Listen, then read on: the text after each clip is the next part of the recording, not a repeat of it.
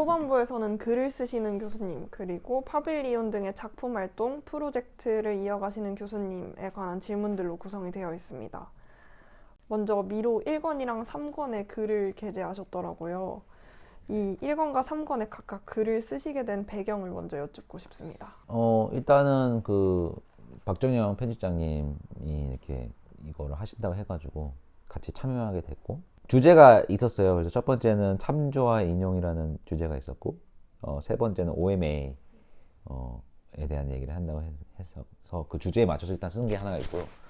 첫 번째 그 참관호에서는 그냥 그 어떤 느낌이었냐면은, 이 주제에 대해서 다른 건축가분들이 이 주제에 대해서 잘 쓰실 것 같았어요. 네. 그래서 나까지 그렇게 할 필요가 없을 것 같다는 생각이 들어서, 그러면 오히려 조금 더 개인적인 얘기를 해보자. 왜냐면 건축가가 활동을 현대에 하면서 그 어떤 느끼는 그런 감정거에 대해서 생각하고 싶었거든요. 그리고 어떻게 보면은 여러분들도 그렇게 느끼고 있지 않을까요? 라는 그런 뉘앙스와 질문을 던지고 싶었어요. 그래서 그렇게 썼던 거고, 두 번째 OMA 글에서는 그래서 한번 발랄하게 썼으니까 좀 더 이렇게 내가 OMA에 대한 어떤 그 알고 있는 것들을 같이 공유하고, 그거에 대해서 어떻게 나가야 되는지 그걸 조금 더 이렇게 좀 풀어서 풀이 해석해서 쓰는 방식으로 해자 해가지고 조금 태도가 약간 좀 더 캄다운 됐었죠. 네, 그렇게 일단 썼어요. 그래서 OMA 같은 경우에도 맨 처음에는 이제 박정영 편집자님이 비하인드 스토리를 좀 얘기하자면은, 제가 이제 그 유튜브를 했으니까 딜리리어스 뉴욕 책에 대한 얘기를 해달라라고 하셨는데, 이미 유튜브로 얘기를 했고, 그 다음에 그것도 또 좀 더 알려진 얘기다 보니까 저한테 좀 개인적으로도 흥미가 있고, 좀 더 덜 다뤄진 그 후의 작업인 정크 스페이스에 대한 얘기를 해보자 라고 해서 그 주제를 통해 가지고 얘기를 했던 것 같아요. 그리고 정크 스페이스가 결국에는 하이퍼스펜들이 시작하는 시작점이거든요, 저한테 개인적으로. 그래서 이제 그 주제를 썼던 것 같아요. 그래서 형식적 차이가 있었나 봐요. 그쵸. 1권 읽을 때는 얘기를 훔쳐보는 느낌이었다면 맞아요. 3권에서는 진짜 교수님의 얘기를 듣는 느낌이었거든요. 민낯을 좀 드러냈던 경향이 좀 있죠. 저희는 3권에 조금 집중해서 읽어봤는데요. 교수님이 말씀하신 것처럼 그 하이퍼 스펜드렐의 탄생 배경이랑 이어져서 읽다 보니까 3권에 좀 더 집중해서 읽은 것 같아요. 먼저 정크 스페이스라는 이 말을 처음 듣는 이들에게 이 개념을 어떤 일상의 공간이나 경험으로 설명해 줄 수 있을지. 그 정크 스페이스는 말이 정크 스페이스긴 한데 오히려 현상에 더 가까워요. 어떤 공간이보다는 지금 현대 사회에서 우리가 축적해 놓은 어떤 그런 공간이라든지 이 환경이 어떠한 현상을 띠는가에 대한 쓴 글이 더 정확한 것 같아요. 그러니까 정크 스페이스라는 그 현상의 속성이 네 가지가 있는데, 첫 번째가 잉여되는 거고, 두 번째가 연속되는 거고, 세 번째가 임시적이고 느슨한 거고, 그다음에 마지막이 어떤 우리가 일반적으로 알고 있는 그 건축 체계 권위에 대한 해체예요. 그 네 개가 제가 생각하는 그 정크 스페이스라는 현상의 가장 중요한 성향인 것 같은데, 그거에 대해서 이제 이 책에서는 좀 설명을 하고 있는, 해석을 하고 있죠. 근데 그게 일반적으로 되게 이 글의 그 원문에서도 그 정크 스페이스라는 현상이 굉장히 비판적으로 혹은 좀 안 좋게 설명이 되지만, 어떻게 보면은 나는 그거를 이제 그 유산을 물려받은 건축가로서, 한 개인으로서 그것을 어떻게 바라볼 것인가에 대한 어떤 해석을 쓴 글이죠. 말씀하신 그 지점이 제일 인상 깊었는데요. 흔히들 정크 스페이스를 두고서는 뭔가 잃어버린 공간이라고 얘기하면서 부정적으로들 많이들 부르는데, 교수님은 책에서도 말씀하신 것처럼 오히려 지금 세대에게는 출발점일 수도 있다라고 새로운 관점을 언급하신 점이 기억에 남는데요. 이렇게 새로운 시각으로 정크 스페이스를 보게 된 결정적인 이유가 있을까요? 이건 아무래도 나는 이 세계에서 이제 태어난 사람이고 이거에 너무 익숙한 사람이 돼서 이것을 한 번도 부정적이라고 생각해 본 적이 그러니까 부정적이든 긍정이든 부정 둘 다 생각하지 않고 그냥 이것은 있는 그대로다라고 생각하고 그거를 통해 가지고 나는 나만의 어떤 감각과 그런 것을 이제 쉐이핑 했던 사람인데 이 글을 접할 때 느꼈던 거는 이제 그런 거였죠. 뭐야 이거는 내 나와바리인데 이게 안 좋은 거야? 뭐 이런 생각도 들었고 한편으로는 램프라스를 내가 되게 좋아하는 되게 우상으로 생각하는 사람인데 이 사람이 이렇게 얘기를 하니까 배신감도 들고 어떻게 이럴 수가 있지? 뭐 그런 되게 서사적으로 얘기를 하자면은 그런 게 있었던 것 같아요. 그러면 공항, 쇼핑몰, 지하 상가처럼 이제 정크 스페이스로 불릴 수 있는 공간이 이미 우리의 일상으로 다가와 있는데 이제 그렇다면 그 안에서 건축이나 공간을 다르게 바라볼 수 있는 방법이 있을까요? 제가 생각하는 정크 스페이스는 어떤 특정한 공간이 아니고 그 공간의 그 현상이에요, 현상. 어떤 전체적인 현상. 그것이 어떻게 운영되고 어떻게 생겨나고 어떻게 지어지고에 대한 전체적인 그런 거. 그래서 그 현상이기 때문에 그것을 관점만 바뀌면은 이게 오히려 새로운 건축적 방식일 수도 있기 때문에 그게 그렇게 나쁘게 바라봐야 되나? 뭐 그런 생각이 드는 거죠. 예, 예. 왜냐면 임시성이라는 게 건축이 영구적이어야 된다는 어떤 그 강박이 있으면 그게 안 좋은 거지만 아까도 뭐 우리가 아까 뭐 얘기했던 것처럼 꼭 임시적인 게 나쁜 것인가라는 거는 모르겠어요. 왜냐하면은 우리나라의 재건축 신화는 건축이 30년마다 갈아엎어져야지 그 신화가 만들어지는 거잖아요.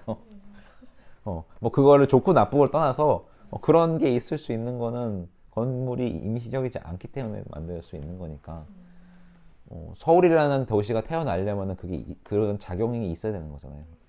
우리가 뭐 고전적인 건축에서 태어난 도시만 생각하면은 그게 맞겠지만 일단 서울을 긍정적으로 바라본다면은 그런 것도 우리가 같이 가져가야 되지 않느냐 그런 얘기를 하는 거죠. 그러면 아직 미로 1권이나 미로 3권을 읽지 않은 학생들에게 이 글을 통해서 꼭 한 번쯤은 생각해봤으면 좋겠다 하는 포인트가 있어요? 내가 아무리 한지언정 그 사람들이 생각하는 의도가 있기 때문에 뭐 하지만 그냥 재밌게 읽어줬으면 좋겠는데 재밌게. 그러니까 항상 생각하는 게 물론 굉장히 저는 되게 뭐 작업을 할 때든지 진지하게 작업을 하는 사람이지만 재미가 없으면은 저는 제 자신도 작업 안 들어오고 남의 하는 작업들도 재미가 없으면 뭔가 몰입하기가 어려워요. 그래서 재미있게 읽으셨으면 좋겠다. 너무 그리고 이거를 내가 여기서 한다고 이게 답이 아니고 그냥 그거에 대해서 뭐 반론을 던지든지 뭐 어떠한 입장이 있으면은 너무 감사하겠다. 뭐 그 정도. 네. 감사합니다. 네. 아니, 왜냐면은 그러니까 사실 내가 내 작업을 뭐 예를 들어서 유튜브도 그렇고 뭐 글도 그렇고 컨텐츠라고 얘기하고 뭐 예능이라고 하고 있는 게 그런 측면인 것 같아요. 소비했으면 좋겠는 거냐 일단 소비. 근데 소비라는 말이 어떻게 보면은 그러니까 좀 조금 부정적인 얘기도 있잖아요. 왜냐면 우리가 너무 소비만 한다 뭐 그런 얘기 있잖아. 근데 요즘 소비는 그런 소비 아닌 것 같아서 프로수머라는 말도 있잖아요. 프로수머라는 말은 내가 소비를 통해서 그냥 뭔가 수동적으로 소비를 하는 게 아니고 그 소비를 통해서 내가 뭔가를 만들어내고 뭔가를 또 답변을 하고 그런 어떤 관계망이 생기는 그런 소비를 하잖아요. 그러니까 지금 현대에서 하는 소비는 그런 경향에 더 가깝다고 생각해요. 특히 건축에서는 이미 이거는 디스플린이기 때문에 담론이잖아요. 담론은 원래 소비 성향이 그래요.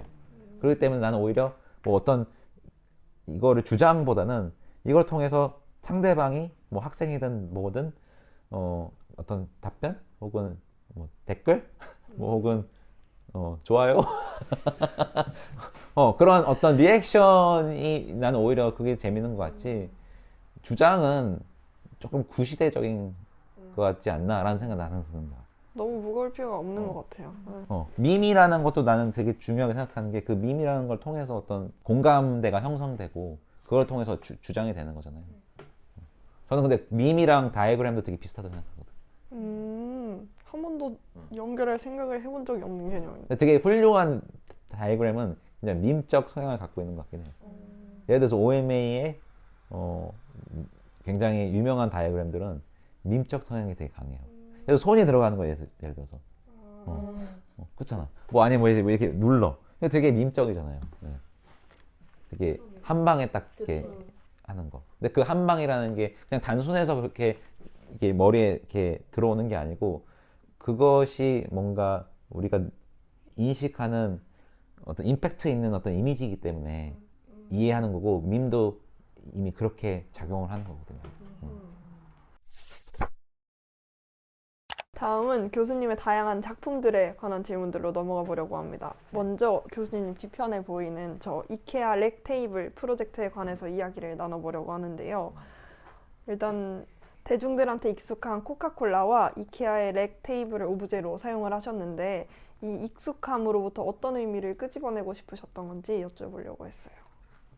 굉장히 저렴한 로우 엔드 근데 그러니까 우리가 흔히 얘기하는 가성비 그런 브랜드들 있잖아요. 그런 이렇게 가성비를 따지지만 그래도 뭐 이렇게 못생기지 않고 무난하게 예쁜 거 그런 이제 이게 이케아의 어떤 인식인데 예를 들어서 뭐 유명한 영화에서 파이트 클럽 같은 영화도 보면은 그런 이케아의 막 수집하고 근데 막 그런 게 있어. 하여튼 되게 익숙함보다는 너무 많은 거에 굉장히 증식되고 잉여적으로 많은 어떤 물체를 사용하고 싶었던 것 같아요. 근데 그것이 만났을 때 완전히 새로운 유니크한 오브제가 될 수 있는 그런 모먼트를 만들려고 했던 것 같아요. 저것이. 그리고 저 스크루 한다는 그 방식도 굉장히 그 접합의 방식으로 생각했을 때는 가장 좀 뭐랄까 견고하지 않은 방식이잖아요. 바로 빼면 되니까. 뭐 그런 어떤 느슨함? 저 작품을 설명하실 때 테이블을 디자인한 게 아니라 가구로 위장한 논쟁을 디자인했다라고 말씀하셨는데 어떤 논쟁을 던지신 건지 그 의도가 궁금합니다. 그러니까 논쟁이라기보다는 그러니까 뭐 그 문장의 취지는 어떤 뭐 계속 나온 얘기긴 하지만 어떤 그 매체를 어떤 픽스된 가구 나는 가구를 만들 거야 라기보다는 이걸 통해서 나는 무슨 얘기를 하고 싶은가 라는 얘기를 한다 라는 것을 다르게 표현했던 것 같아요. 그래서 거기서 또 가구를 만든 게 아니고 어떠한 논쟁이다 이렇게 표현한 것도 이것이 정말로 가구냐 아니면은 그냥 오브제냐 아니면 진짜 말 그대로 어떻게 보면은 이 바틀 위에 올라가 있고 이게 뚜껑을 닫아 있는 거니까 이거 자체가 전체가 뚜껑이 아니야? 라고 생각할 수도 있는 거 아니에요. 영어는 온톨로지라고 하는데 갑자기 한국말로 생각났는데 그 어떤 그 본질적으로 이게 무엇이냐에 대한 그 본질에 대한 질문을 우리가 이렇게 자극할 수 있는 하나의 매체를 만든 것이다 라는 뭐 그런 얘기를 했던 것 같아요. 그 또 이 작업에 대한 설명 중에 성공은 대상을 아이코닉하게 만들지만 동시에 보이지 않게 만든다라고 설명을 한 구절이 있는데 이런 인식을 갖게 된 계기가 있으신지 한번 여쭤보고 싶습니다. 코카콜라도 그렇고 이케아도 그렇고 특히 저 테이블은 굉장히 유명하고 널리 퍼졌잖아요.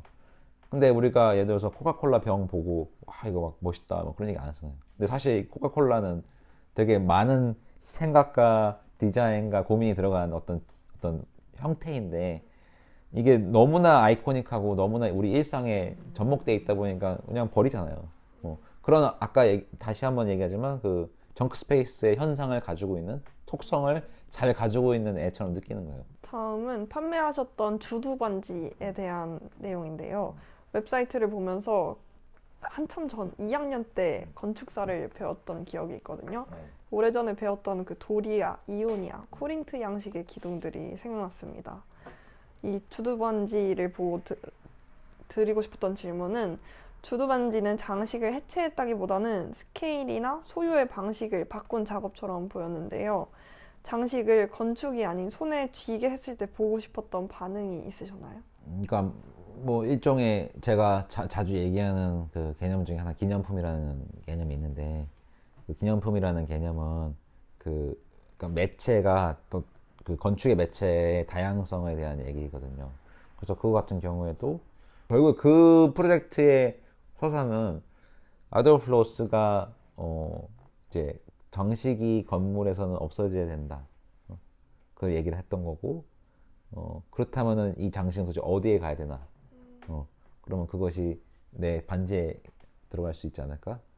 뭐 그런 것도 있었고, 그리고 서사적으로 그 다이어그램을 내가 만든 게 있는데, 장식이 있던, 존재했던 건물, 그리고 모더니즘에서 장식이 배제되었던 어떤 건축 방식, 그 다음에 포스트 모더니즘으로 들어오면서 장식을 다시 이제 넣으려고 했던 방식이 있는데, 그러니까 우리가 하는 방식은 그 장식 그러니까 부산물 그 자체만 하나의 요소가 되면 어떨까 해서 그 기둥 자체는 없어지고 반지만 살아남는 뭐 그런 그 서사가 있었던 그것도 결국에는 유머죠.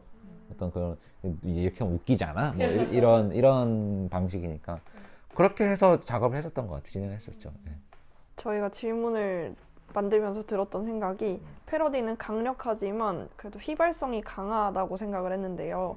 유머로 시작된 관심이 진지한 건축적 담론으로 이어지게 만들기 위해서 교수님만의 숨겨둔 장치가 있다면 무엇일까요? 유머가 저는 근데 그 장치예요. 왜냐면은 뭐 예를 들어서 아재 개그 있잖아요. 아재 개그 보면은 우리가 막 끔찍해 하는데 끔찍해 하니까 막 나중에 근데 막 샤워하고 있는데 갑자기 막 생각나가지고 또 생각나고 막 또 생각나고 그런 그런 작동이 있잖아요. 그래서 저는 오히려 임시적이더라도 휘발성이 있더라도 그 휘발성이 잘 갖춰져 있으면은 다시 생각나게 하는 그런 파워가 있다고 해요. 그래서 오히려 새로운 방식의 영속이 아니냐는 거죠. 그러면 굳이 진지해지지 않아도 된다고 생각하시는 것 같기도 한데 맞나요? 근데 그거는 제 생각은 그런 것 같아요. 내가 이미 사실 되게 진지한 사람이에요. 그러니까 그 진지함을 어떻게 풀려고 하다 보니까 그게 된 것 같아요. 왜냐면 내가 너무 진지해지면은 난 되게 진지충이거든. 진지충인데 내가 너무 진지하게 뭔가를 하면은 사람들이 재미없어 할 것 같은 거야. 그래서 오히려 저는 어쩔 때는 그거를 근데 어쩔 때 사람이 진지해야 되잖아요. 그럴 때는 그냥 내 자신을 그냥 하면 되는데 일반적으로 우리가 뭐 컨텐츠를 만든다든지 뭐 누가 얘기할 때 그 사람한테 들으려고 하면은 어느 정도 이렇게 노력을 해야 되니까 그거에 대한 고민을 하면서 자꾸 이렇게 되는 것 같아요. 이번에는 공간으로 넘어가 보려고 합니다. 작년까지 가성비 바르셀로나 파빌리온이라는 별명을 갖고 있었던 광운 인테리어를 운영을 하셨는데요. 광운 인테리어를 하나의 공간이 아니라 실천으로 본다면 어떻게 정의할 수 있을까요? 광운 인테리어는 바르셀로나 파빌리온을 모델 벤치마킹 하고 있는 프로젝트거든요. 바르셀로나 파빌리온도 원래 파빌리온이었고 영속적으로 있는 파빌리온이 아니고 잠깐 만들어졌다가 해체되는 파빌리온이었어요. 실제로 그렇게 됐고 근데 다만 그게 너무나 유명하고 너무나 이제 그 뭐랄까 인정을 받아가지고 재건을 해가지고 있는 상태가 지금 바르셀로나 파빌리온이거든요.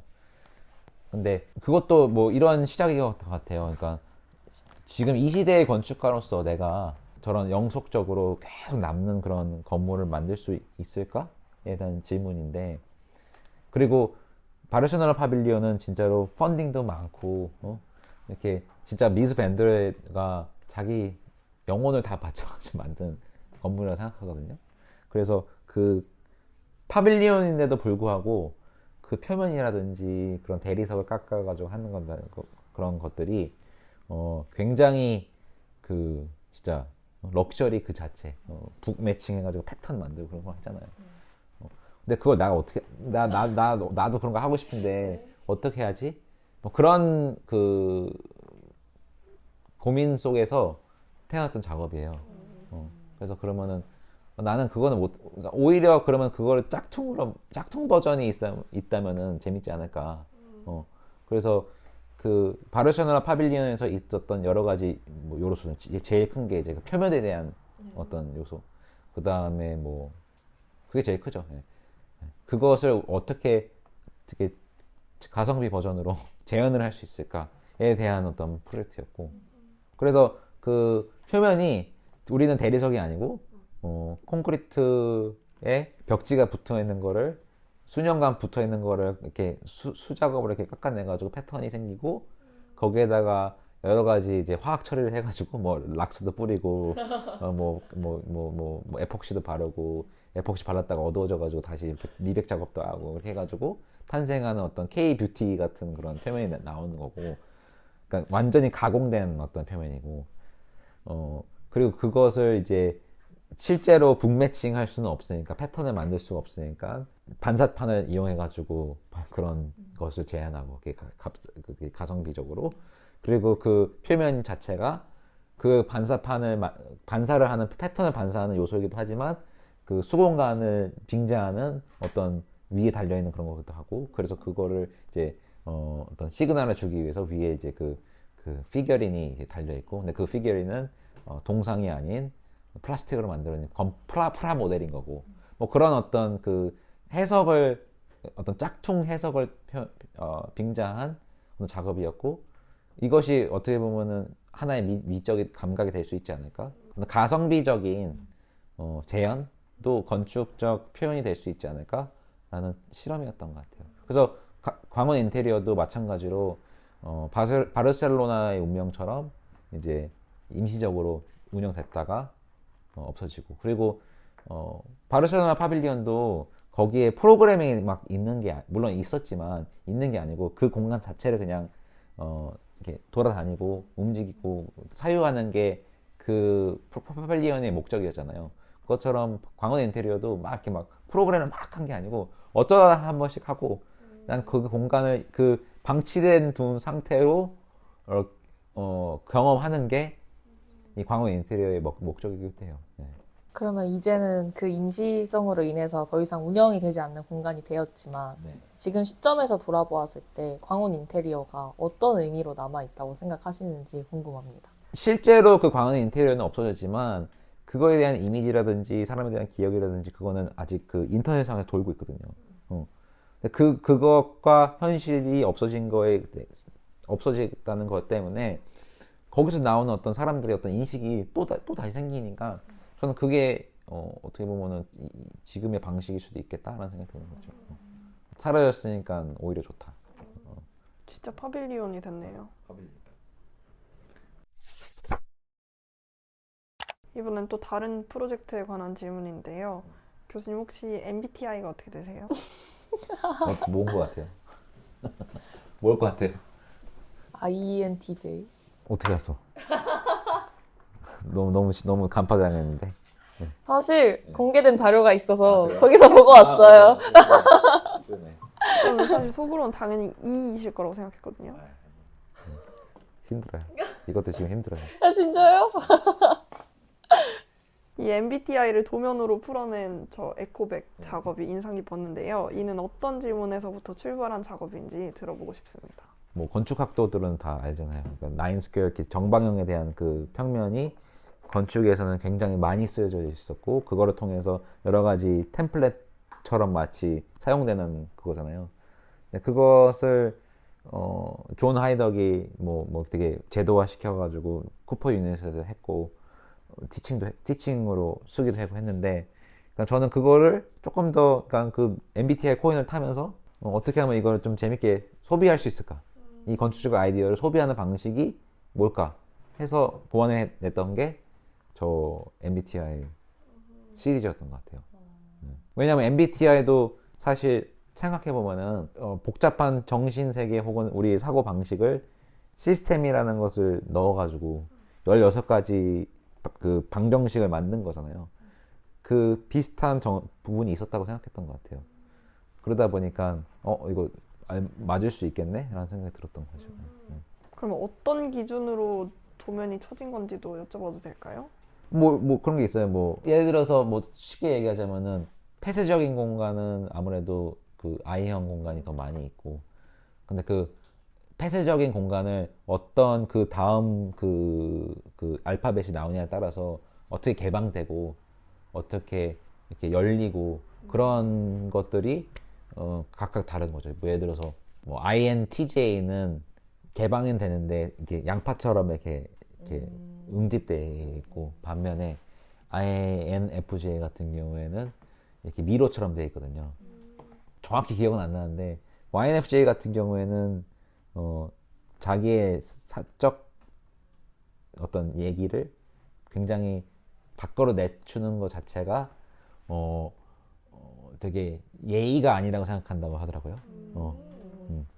그래서 항상 이렇게 뭔가 이렇게 밖으로는 어떤 자기의 어떤 항상 마스크를 쓰고 다니고 반면에 또 되게 친해지면은 나의 어떤 가장 친한 사람이 되면은 그 공간을 그 사적 공간을 이렇게 내주고 공유하고 그런 게 있어서 그런 식으로 표현했었고 INTJ 같은 경우에는 항상 어떤 통제를 하고 싶은 그런 욕망이 있어가지고 가장 사적인 공간에 딱 중앙에 있고 그걸 통해서 점진적으로 이것이 풀려나가는 시스템적으로 뭐 그런 거가 있었던 거예요. 그래서 각 그 MBTI마다 그렇게 이것이 공간적으로 치환됐을 때 어떻게 할 수 있을까 뭐 그런 생각을 했었죠.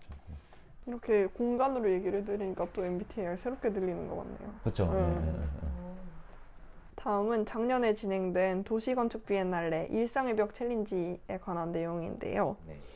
K 일상의 벽 챌린지는 유튜브 콘텐츠와 조금 닮은 구조를 가지고 있는 것 같아요. 진입장벽이 낮다는 측면에서.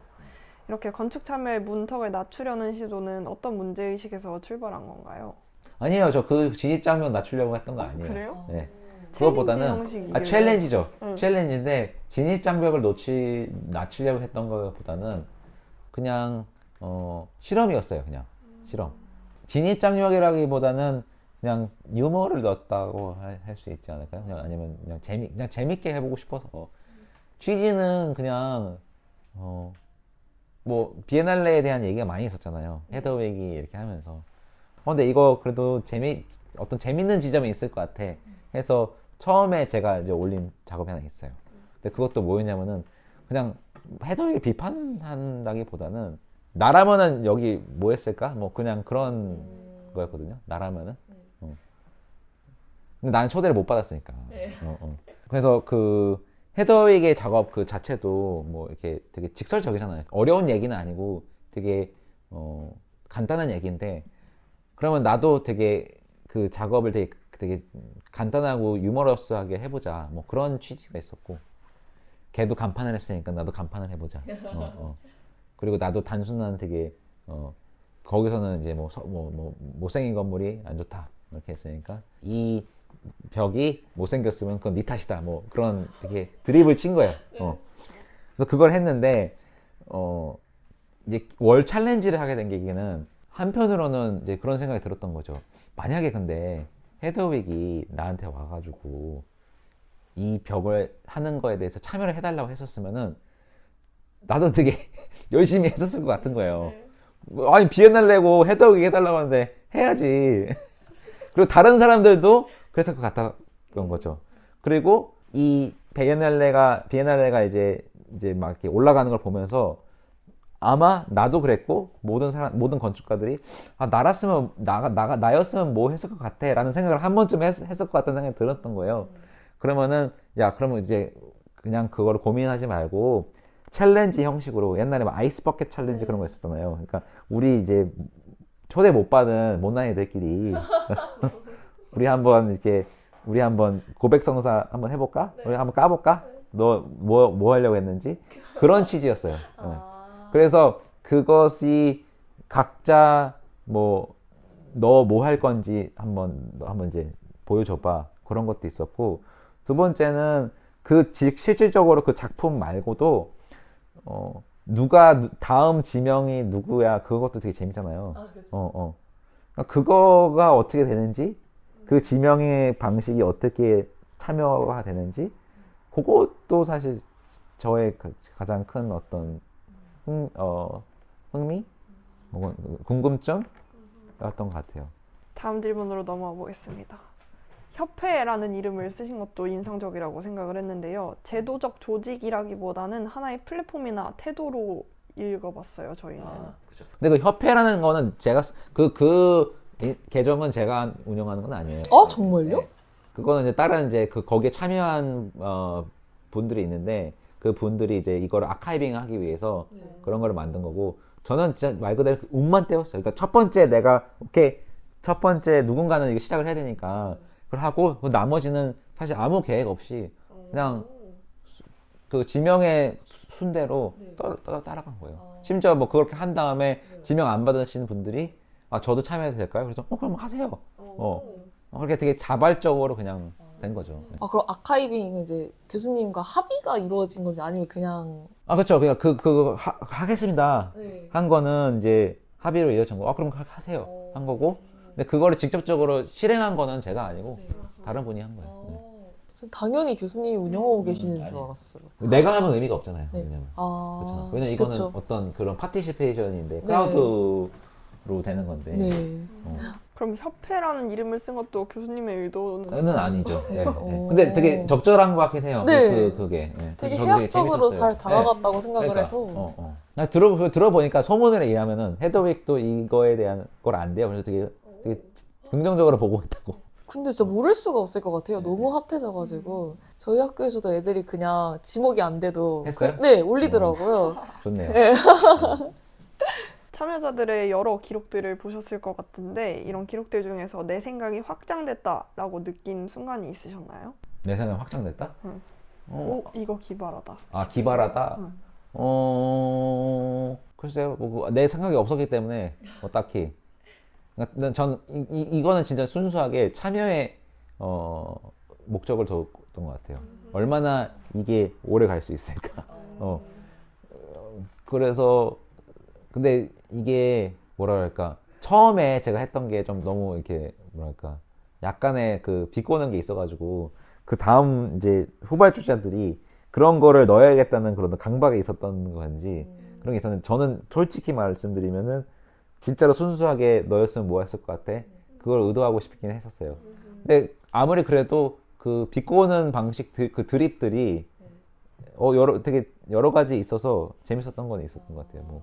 마지막으로 얼마 전 공개된 교수님의 작품에 관해서 여쭙고 싶은데요. 어처구니 있다라는 이 프로젝트에 관해서 소개해 주시면 좋을 것 같아요. 그거는 사실 원래 공모작이고요. 아, 그런데 공모작인데 당선은 안 됐고 탈락한 이제 공모작인데 네. 그거를 소개하게 되면 뭐 물론 뭐 그냥 소개하기도 하지만 저희가 지금 계획하고 있는 거는 이제 그 프로젝트는 지금 일단 더 하이퍼스펜드레랑 미션 오브젝트라는 이제 사무소가 같이 이제 공모를 해가지고 했던 작업이고 이거를 어떻게 하면은 당선이 안 되더라도 하나의 어떤 건축적 소비를 할 수 있을까라는 질문을 하고 있는 프로젝트예요. 그래서 당선이 안 됐지만 영원히 이제 컨셉으로만 남아져 있을 어떤 작품이 기념품을 만들 수 있을까라는 그런 실험을 해보고 있는 작품. 그럼 아직 현재 진행형인 그쵸. 작품이네요. 네. 인스타그램에 네. 제안하는 그 동영상을 봤는데요. 네. 그 제안을 보고서는 무엇을 더할 것인가 보다는 무엇이 빠져 있었는가 라는 질문에서 시작하는 것 같다고 생각이 들었어요. 세종문화회관의 질문을 보면서 처음으로 던진 질문이 있다면 무엇이었나요? 그러니까 그 설계 공모에 내용이 뭐였냐면은 세종문화회관 위에 옥상이 있거든요. 그 옥상 위에다가 전망대 플러스 뭐 카페 뭐 그런 이제 시설을 이제 위에다 만드는 게 그 공모의 내용이었는데 이제 세종문화회관에 위에다 짓는 거는 어떻게 보면 되게 조심스러운 일일 수도 있잖아요. 왜냐면 그 건물의 역사도 있고 컨텍스트도 있고 그리고 광화문 광장이라는 그 컨텍스트도 있으니까.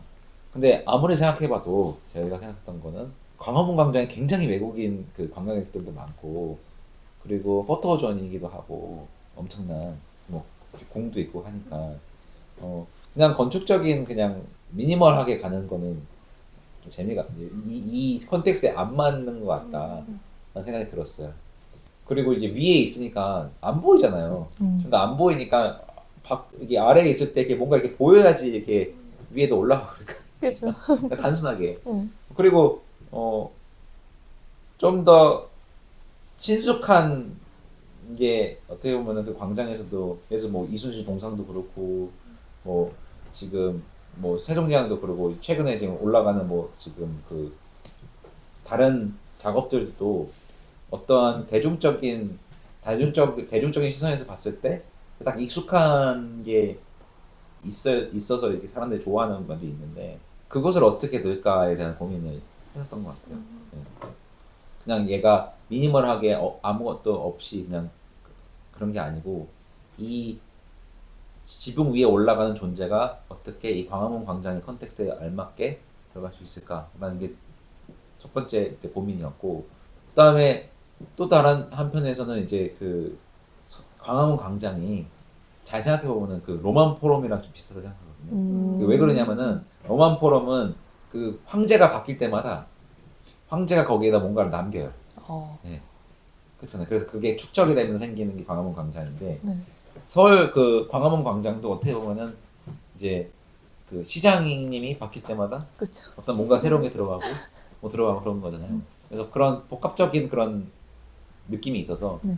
그거에 어떤 연장선이 될 수 있을까에 어. 대한 고민이 있었던 것 같아요. 또 그 설명글 안에서 이제 1971년 당시에는 이제 이 여처군이라는 그게 의도적으로 생략이 됐다라고 말을 하고 계셨는데 이 의도적 생략을 오늘날에 다시 호출하는 것이 일반적인 복원이나 재현과는 또 다르게 느껴지는 것 같아요.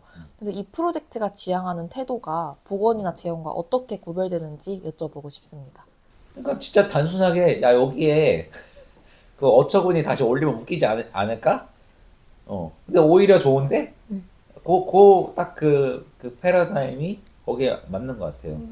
여기에 그냥 뭐 카페 뭐 그냥 있고 뭐 정원 조경 있고 그런 거보다 야 이거 원래 이 건물이 한옥 혹은 뭐 전통 건축을 이제 모티브로 해가지고 만든 건물이라며 야, 그러면은 지붕에 있어야 되는 건 사실 어처구니 아니야?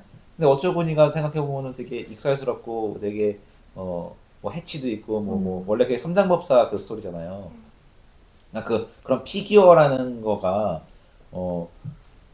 이 지붕의 요소였다면은 그것이 뭐 하나의 관광객이나 이렇게 되게 친숙하게 느낄 수 있는 어떤 물체들이 있으면 어떨까? 뭐 그런 생각도 했고. 근데 생각해 보니까 존 하이덕이 그 예전에 그 프로젝트를 했을 때 그런 비슷한 작업을 하지 않았어? 그럼 오히려 이거 괜찮은데?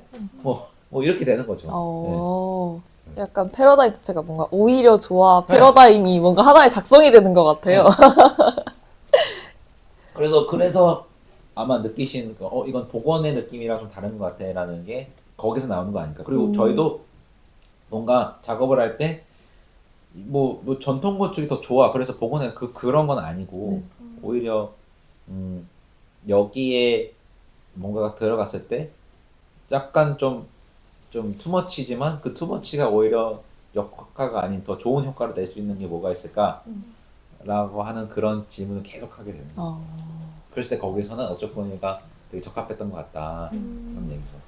이 프로젝트는 새 건물을 짓지 않고도 건축의 의미를 갱신할 수 있음을 보여주는 것 같은데요. 오늘날 건축가의 역할이 어디까지 확장될 수 있다고 생각하세요? 근데 사실 그 작업은 어떠한 우리가 이렇게 제안한다기보다는 공무원의 특성상 어떤 그 브리프라는 게 존재하잖아요. 그 브리프 안에서 이제 활동을 하는 거고 건축가는 사실 그 한계나 그 제약 안에서 어떻게 해석을 할 수 있을까, 그 해석의 여지를 얼마나 둘까, 그거의 싸움인 것 같아요. 그래서 그것을 해석하고 그 해석의 방식을 남들한테 설득할 수 있는 설득하는 작업이 결국에는 건축가가 활동하는 거고 그 범위에 따라서 그 행동 범위가 넓어지고 뭐 제한되고 그러지 않을까 싶어요. 마지막으로 질문 2가지 하고 맞춰보도록 하겠습니다. 네. 건축가로서 그리고 비건축가로서 꾸준히 행보를 이어가고 계시는데요. 만약 거대한 자본과 권한이 교수님한테 주어진다면 어떤 건축을 보여주고 싶으세요? 어려운 질문이네 또. 근데 일단 첫 번째는 뭐 자꾸 내가 질문을 자꾸 그렇게 바꿔서 이제 좀 죄송하긴 한데 괜찮습니다. 그 비건축가라고 생각하는 적은 없어요. 제가. 그러니까 물론 그 이유는 아까도 계속 우리가 대화를 나누면서 그 뭐 두 분도 이렇게 그런 거에 대해서 이해를 하게 된 것 같은데 매체만 다를 뿐이지 제가 하고 있는 작업은 건축에서 이제 시작을 기반을 하고 있는 거기 때문에 비건축가라는 어떤 그 건축적인 활동을 의식적으로 하고 있는 것 같지는 않아요. 그게 첫 번째고, 그리고 그러기 때문에 물론 건물 하나 지어보고 싶어요. 네. 아 진짜로 건물 하나 지어보고 싶고, 그 다음에 근데 여러 가지 매체를 다뤄보고 싶은 거는 뭐 사실 저뿐만 아니고 많은 건축가 혹은 이런 어떤 창의적인 작업을 하고 있는 사람들의 꿈일 거고, 근데 그런 거에 너무 이렇게 나는 뭔가를 해야 돼, 나는 이 매체를 꼭 다뤄봐야 돼라는 것은 없기 때문에 사실 뭐 자본이 없어도 지금 이미 충분히 내가 행복한 디자인을 하고 있어서 네. 그런 고민을 안 하게 되는 것 같습니다. 근데 뭐 그래도 뭐 건물 하나 지어보고 싶다. 그런 그 정도? 네. 그럼 이제 정말 마지막 질문으로 이제 교수님 본인 작업의 공통점을 한 단어로 묶을 수 있다면 뭐라고 묶고 싶으세요? 이번에 좋은 거 나온 것 같은데요. 네. 오히려 좋아. 네, 오히려 좋아. 오히려 좋아? 네, 네, 아, 네, 그 오히려 좋아 패러다임이 진짜 네. 요즘에 그냥 건축이 아니어도 많은 사람들이 뭐 오히려 좋지. 약간 네. 그 원형적 사고에서 파생된 그런 느낌이 참 많이 있는 것 같아요. 그 뭐라 하냐, 발상의 변화를 의미하는 문장이기도 하니까 그런 게 아닐까 싶습니다. 오늘 이렇게 대화를 통해서 교수님들의 작품을 따라가다 보니까 건축이 반드시 건물일 필요도 없고 늘 진지한 언어로 말해야 하는 것도 아니라는 걸 알게 되는 것 같아요.